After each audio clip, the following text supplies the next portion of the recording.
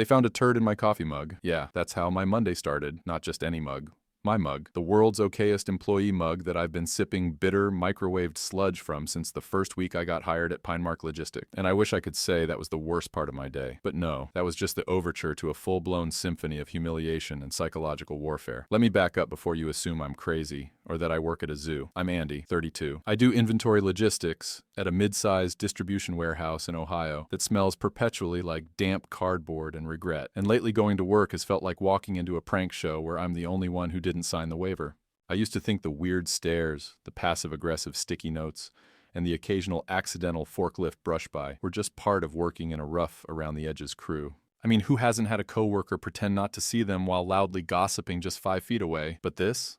The mug incident? That was intentional. Someone had to open the break room cabinet, find my specific cup with the faded, sarcastic slogan, and then consciously take a dump in it. That's not a prank. That's a psychological message written in biological ink. And before you ask, no, I didn't drink it. I noticed it immediately, screamed like I found a snake in the sink, and hurled it across the room, shattering both ceramic and what little dignity I had left. And you know what management said? Let's not escalate things before we know all the facts. Escalate? Someone weaponized human feces and they're worried I'll escalate? The worst part? I already know who did it. Everyone knows. It's Derek. Derek with the tribal sleeve tattoos and the neck beard that probably houses 3 generations of lice. Derek, who thinks hazing is a sacred workplace ritual, and who once told a new guy he had to earn his key card rights by licking the warehouse floor. Management adores him, calls him rough around the edges, but a real team player. But why me? Because I made the mistake of getting promoted to shift lead last month over Derek. The guy's been here for 6 years. I've been here for 11 months. He sees me as some college-educated, clipboard-wielding corporate plant, sent to rob him of the position he believes he's earned by sheer volume of sweat and chewing tobacco. And the rest of the crew? They're too scared or too entertained to do anything about it. So here I am, trying to hold it together, trying not to lose it in a warehouse where loyalty is measured in silence and HR is a PowerPoint no one remembers. But here's the real kicker, the moment that confirmed I was in an actual nightmare. When I walked into the manager's office, still smelling faintly of that thing, and he looked at me, smirked, and said, "Let's not make this a big deal, Andy. You're not exactly everyone's favorite around here." That's when it clicked. This isn't just hazing. This is war. And they don't think I've got it in me to fight back. They're dead wrong, because tomorrow, I'm bringing the nuclear option. You won't believe what I found in the manager's desk drawer. Let me tell you exactly what kind of day you're having when you're crouched under your manager's desk at 6:48 a.m., fingers trembling, heart thudding in your ears like a marching band of anxiety, and you're staring at something that can ruin lives, faster than a group chat screenshot.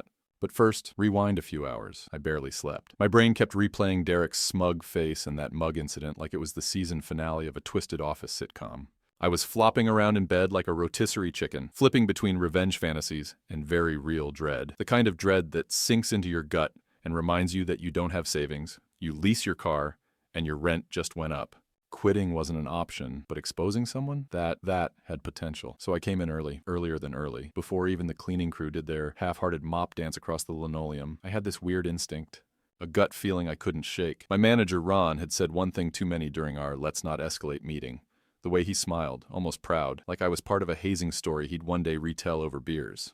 The smirk that screamed, "We all went through it. You're not special." So I unlocked his office. I still had his spare key from when he left it in the vending machine slot 2 months ago and told me, "Hold on to it, champ." Yeah, champ. Real subtle. The guy's 49 and thinks using nicknames makes him a mentor. Anyway, I'm poking around. Not even sure what I'm looking for. I'm thinking, maybe emails, a memo, something about Derek, or this toxic work culture we keep pretending is just blue-collar fun. But then I see the drawer, bottom left, locked. Now, I'm not saying I'm Sherlock Holmes, but I did notice last week that Ron always uses the same number combo when clocking in at the front terminal, 1984. That, or he's a big Orwell fan. Either way, I give it a shot. It clicks. Inside, a black leather-bound notebook. I know what you're thinking. Wow, Andy, a notebook? Riveting. No, this isn't your average boss who writes motivational quotes kind of notebook. This thing is juicy, handwritten, page after page of names, numbers, incident reports, and I swear on my future ulcers, wagers, bets. Turns out Ron and some of the senior staff have a running pool. Not just any pool, a harassment pool. They bet on who quits first, how long new hires will last. There's even a column titled Snap Date, with dollar amounts next to it. Guess what my name is listed under? October 14th, today. $10 from Derek.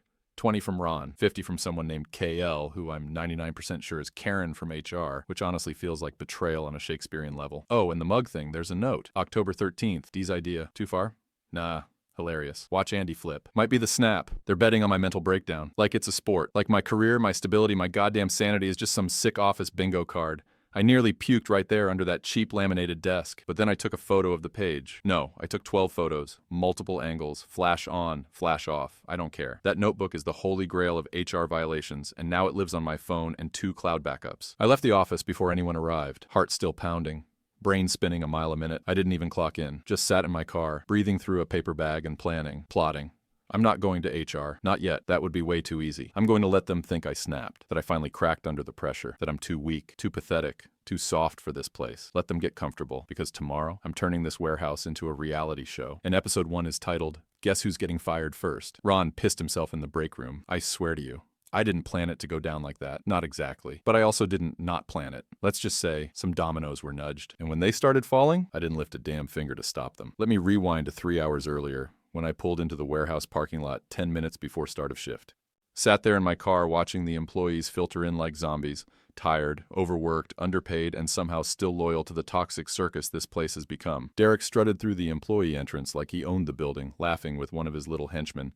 Stan, the guy who once brought roadkill chili to the potluck and called it free range. Me? I waited. I waited until they were all inside, until the usual chaos of beeping forklifts and passive-aggressive chatter had started buzzing through the warehouse. Then I made my move. Remember that black notebook?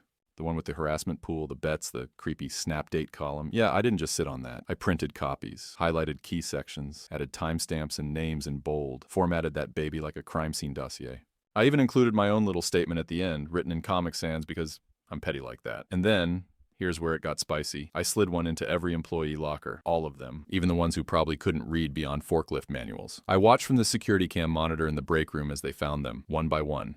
Confused faces turned into open mouths, into raised eyebrows, into that beautiful, glorious expression every bullied person wears when they realize they weren't paranoid. They were just surrounded by jerks. 10 minutes later, the break room was packed. People yelling, pointing, holding the papers like dirty secrets finally dragged into the light. Derek stormed in, face already red, probably expecting to throw a punch. But then someone, probably Ramon from shipping, read the line out loud about Derek betting $50 that I'd cry in front of the janitor. That's when the room flipped. It was like dominoes. Years of suppressed rage, jokes taken too far, coffee mugs stolen, overtime guilt-tripped, PTO denied. All of it came pouring out. Stan tried to defend himself. Got a bologna sandwich thrown at him.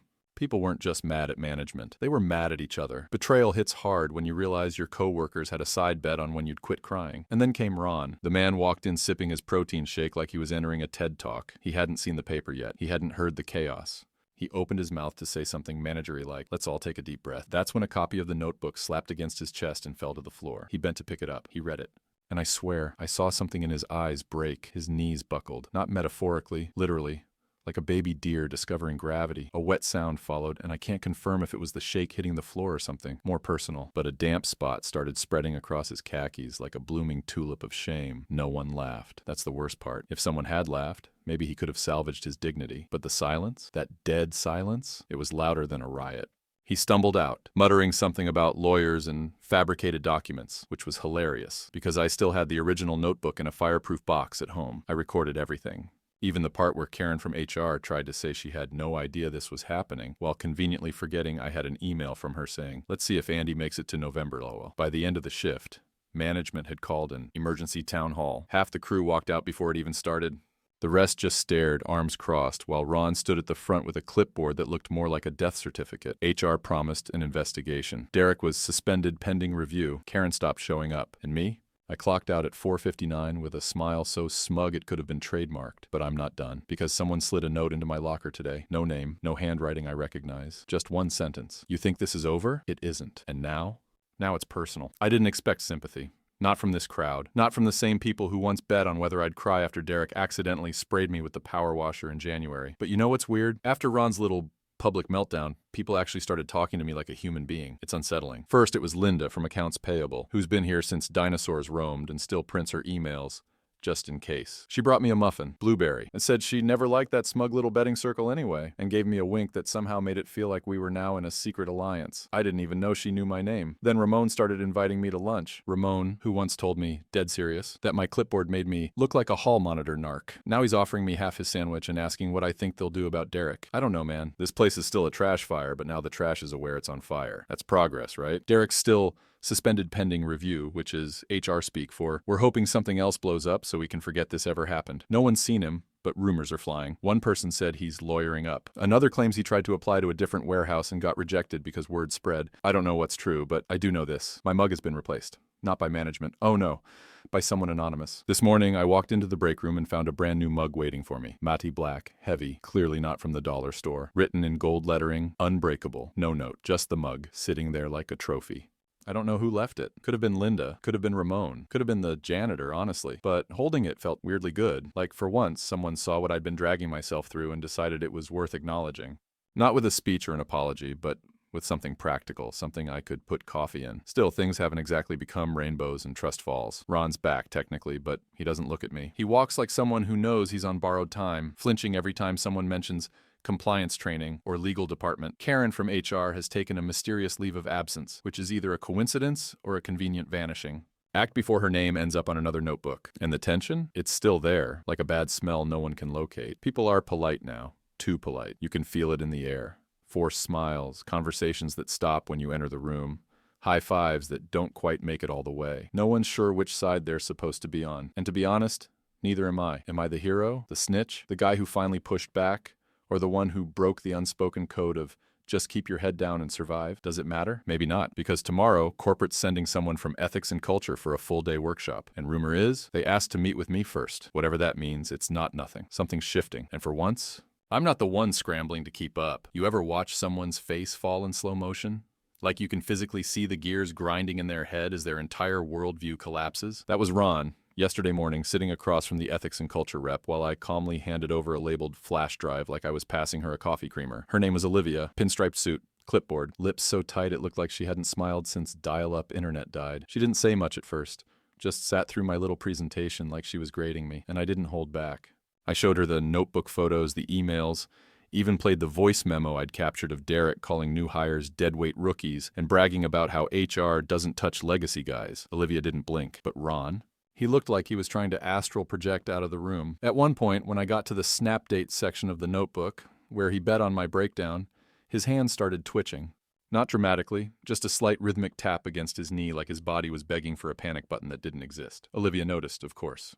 She turned and asked the quietest question I've ever heard weaponized. "Is this handwriting yours, Mr. Larson?" He didn't answer. She asked again. Still nothing. That's when I knew. Ron was done. Maybe not today. Maybe not officially, but the guy was toast. Ethics and culture doesn't show up unless someone upstairs smells smoke. And I didn't just give them smoke. I gave them a 4-alarm warehouse blaze with spreadsheets and timestamps. But the real chaos? That started when word got out. See, people think corporate stuff happens behind closed doors. Nah, not at PineMark. All it takes is one overheard sentence, one text, one whisper in the bathroom, and boom, it spreads. By lunchtime, half the warehouse was vibrating with rumors. Ron's getting fired. Derek's banned from the premises. They're scrubbing the HR server. Someone said they saw Karen in a neck brace at Kroger.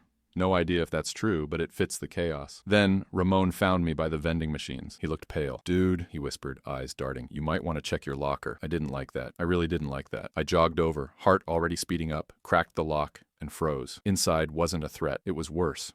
Polaroid, taped to the inside wall. Me, sitting in the break room from earlier that morning, talking to Olivia, from an angle that could only have come from the vents or the corner security blind spot. On the back, "You made a mess. Now clean it up." No name, no initials, just that. I stood there for a full minute, trying not to let my brain spiral, because here's the thing. I hadn't told anyone about the meeting with Olivia, not even Ramon, which means someone either guessed or, more likely, someone watched. And not just that, they got close enough to snap a picture and plant it in my locker without anyone noticing. This isn't just backlash. This is a warning. And I don't know who sent it, but I'm starting to realize something terrifying. I thought Derek was the problem. I thought Ron was the snake. But what if they weren't the top of the pyramid? What if this warehouse has roots so deep, the rot goes way past one manager and a bully with a crowbar smile? What if the worst is still ahead? Tomorrow, I'm installing my own camera in the locker room. And if someone's watching me, it's time I started watching back. The camera I installed in my locker is about the size of a key fob, and disguised as one too. I told people I'd finally joined a gym, which, let's be real, got more laughs than it should have. But that little lens is the only thing keeping me sane right now. Not because I expect some Scooby-Doo villain to crawl through the vents, but because I need proof. If someone's creeping around in the shadows, I'm done playing the confused victim. I want names. That said, today was surprisingly normal. Suspiciously normal, even. Ron didn't show up.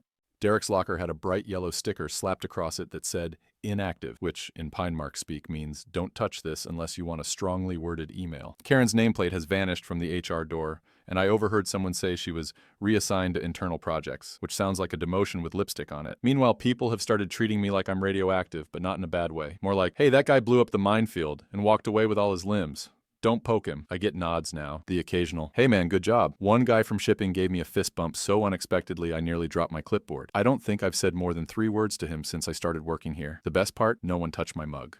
The unbreakable one, still sitting right where I left it. Clean, untouched. Revered, almost. I know it sounds stupid, but that mug is starting to feel like a totem, a symbol. Like maybe I've crossed some invisible threshold from office punching bag to, I don't know, warehouse folk hero. Not everything's sunshine, though. There's tension. You can feel it. Thick, unspoken, lurking in the corners. The break room's quieter. Conversations die when someone new walks in. Everyone's still waiting for the next shoe to drop. And I can't blame them. I've basically turned this place into a workplace true crime documentary. But here's the part that's messing with me. I'm not sure what I want anymore. I mean, yeah, it felt good, really good, to expose the toxic sludge we've all been swimming in. Watching Ron crumble, seeing Derek's desk cleared out, all of it was vindicating. But now I'm just here, still clocking in, still sorting inventory, still hearing the hum of the conveyor belt and the screech of the loading bay door. Only difference is, people glance at me like I'm carrying a flamethrower. I'm not sure if I'm a hero or just the guy who made everything weird. And then, at the end of the shift, Ramon caught up with me again. Said there's a guy from corporate doing interviews next week. Quiet ones. Off-site. He said someone asked for my contact info. I asked who. Ramon shrugged. No name. Just said they wanted to hear your side of the story. Off the record. I nodded like that was fine. But inside, that same low hum of dread came crawling back. Because someone's digging. And I don't know if they're here to help me or bury me. The message came in at 3:12 a.m. No words, just a photo. My apartment door. Closed. Deadbolt visible. Taken from the hallway. Taken tonight. I sat up so fast I pulled something in my shoulder. My heart instantly hammering like I'd just sprinted out of a nightmare into a worse one. I jumped out of bed and checked the door. Locked. Still. But now that lock felt about as useful as a sticky note saying, "Do not enter." Whoever took that photo was close. Within breathing distance. And they wanted me to know it. I didn't sleep after that. I just sat on the couch, lights on, staring at the door like it might start talking. I didn't call the cops. What would I even say? Hi, someone sent me a mildly menacing picture and I'm emotionally unraveling? Yeah, great. Real crime thriller energy. By morning, I was fried. Zombie mode. Got to work late for the first time since I started at PineMark. No one said anything. I think people are too scared to even joke around me now, like my very presence might trigger another scandal. I'm not a guy anymore, I'm an omen. And then, around noon, everything really went sideways. Olivia from Ethics and Culture came back. Unannounced. No clipboard this time, no suit. Just jeans, a jacket, and a dead serious expression that didn't match the casual Friday vibe. She pulled me into one of the empty offices, actually Karen's old office, which was poetic as hell, and shut the door. No preamble. Just sat down, looked me dead in the eye, and asked, "Have you talked to Derek?" I blinked. "Not since he got suspended," she nodded once. "Well, someone's been feeding him updates." "What kind of updates?" I asked, already feeling the bottom of my stomach starting to give out. "Internal memos, private interviews, copies of incident logs," she said calmly. "Your name came up, multiple times, as a target." I asked how she knew. She didn't answer. Instead, she slid a piece of paper across the desk. A printed email thread between someone in upper HR and Derek's personal Gmail. There were attachments, scans of my original complaint, summaries of my meetings with Olivia, even timestamps from my locker camera footage. "Someone in HR is leaking," she said. I wanted to scream, or laugh, or cry, maybe all three, because it never ends. I keep pulling back the curtain and finding more rot, more hidden hands pushing the same tired puppet show. Derek wasn't just operating with impunity, he had help from inside, from people paid to protect employees like me from people like him. And the worst part, I still don't know who sent the photo of my door. Olivia leaned in, voice low. "You need to be careful, Andy. Whatever you stirred up here, some people are treating it like war, and you just became their favorite enemy." She handed me a burner phone. Said someone from corporate's legal team would contact me through it. They're opening a formal investigation now, a real one. But until then, I'm alone. I walked out of that office. Past coworkers who now avoid eye contact, past the vending machine that hasn't worked since 2007, past the forklift that nearly ran me over last month that I now wonder wasn't entirely an accident. I'm not paranoid anymore. I'm just informed. And whoever's watching me, they just made their biggest mistake yet, because I've got one move left. And when I make it, no one's walking away clean. The warehouse is quiet now. Not just end of day quiet. Not everyone's at lunch quiet. I mean, eerily quiet, like the kind of silence that wraps itself around your ribs and whispers, "Something's coming, brace," and something did. Let me walk you through the last 24 hours that cracked PineMark Logistics wide open like a rotten egg under a steel boot. It started with a meeting, a real one. Not one of those performative HR circus acts where they hand out pamphlets on workplace respect and then go back to ignoring every complaint. No, this was legal, internal audit, third-party observers. 2 guys in suits who looked like they could have been former FBI, or at least had watched enough crime dramas to fake it. They didn't ask questions. They interrogated. I was pulled in first. They had a file on me as thick as a phone book, if you're old enough to remember those. Every email I'd sent, every recorded conversation, photos, witness statements, the printout of the locker Polaroid, even the notebook. Apparently, that little spiral-bound horror story is now Exhibit A in a corporate investigation that has reached boardroom-level attention. They didn't need me to explain what happened. They just needed confirmation. I gave it to them. Then they started pulling in others, one by one. Some came out pale, others angry. Ramon came out shaking his head like he'd just survived a haunted house. Linda wouldn't even make eye contact. By mid-afternoon, the company-wide email went out. Subject line, administrative leave notifications, effective immediately. Names. 5 of them, including Ron, including Karen. And here's the part that hit different. Derek's name wasn't on the list because Derek was already gone. Turns out when Olivia said someone was treating this like war, she meant it. Derek hadn't just been suspended. He'd been fired quietly last week when it became clear how deep his threats went and how physical things might get. Legal didn't want to spook him into retaliating before they had their ducks in a row. They served him papers at home. Security escorted him off-site before word even got out. The locker room photo? Yeah, he didn't send it. You know who did? Stan. Mr. Roadkill Chili. Mr. Just doing what Derek says. Apparently he thought Derek would come back, take over, clean house, and reward his loyalty. He admitted it during his own interview. Confessed to slipping notes, photos, even forwarding internal comms. Said he didn't realize how serious things were until it got all legal and stuff. Stan's gone too, indefinitely. By the end of the day, a second email came through. Subject line, policy reset and leadership transition plan. Translated, clean slate, full audit. New leadership coming from corporate, every current manager and HR rep under review. Ethics and culture is staying on site until further notice. And me? I got called into Olivia's temporary office one last time. She looked at me with a new expression. Not cold, not suspicious, just impressed, respectful. Andy, she said, we need someone to help rebuild from the inside. Someone who saw it, survived it, fought it. I didn't say yes right away. I don't know if I will, because I'm not sure I want to stay. Not after everything this place has taken from me. The anxiety, the sleep, the dignity. But part of me wants to stand in the ruins and help shape what comes next. To make sure the next person who walks through that door with a clipboard and a clean shirt doesn't end up with a turd in their mug and a target on their back. For now, I'm taking a week off, paid leave, my choice. And the unbreakable mug, it's coming home with me.